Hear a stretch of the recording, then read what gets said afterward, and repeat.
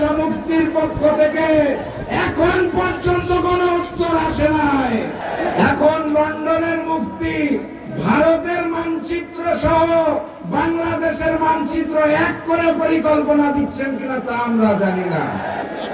মানবিকতার একটি উদাহরণ দেখুন, ডাক্তার শফিকুর রহমান বিএনপির চেয়ারম্যান তারেক রহমানকে আহ্বান জানিয়েছেন, আসেন আমরা পলিসি বিতর্কে বসি, পলিসি ডিবেট হোক, পাশাপাশি বসে কথা বলি।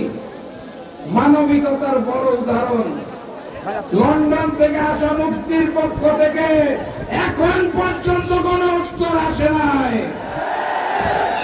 আমি আমার জায়গা থেকে মনে করি লন্ডনের মুফতিকে যদি বিতর্ক করতে হয়, এই মঞ্চে শিবিরের সভাপতি বসে আছে, তার সাথে আগে একটা প্র্যাকটিস ম্যাচ হওয়া উচিত।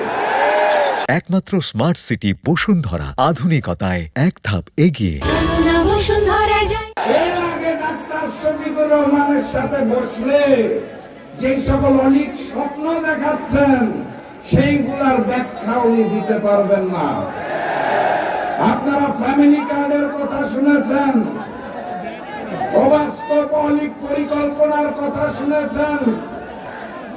উনি 20,000 কিলোমিটার খাল খনন করতে চায় শুনেছেন, প্রতি বছর 5 কোটি গাছ লাগাতে চায় শুনেছেন, আমার দেশের যুবক ভাইদের পঙ্গু করে দেওয়ার জন্য বেকার ভাতা দিতে চায় শুনেছেন।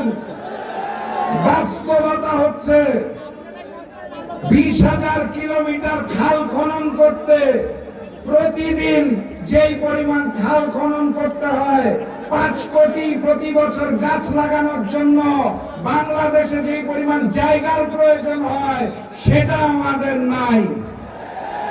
এখন লন্ডনের মুফতি ভারতের মানচিত্র সহ বাংলাদেশের মানচিত্র এক করে পরিকল্পনা দিচ্ছেন কিনা তা আমরা জানি না।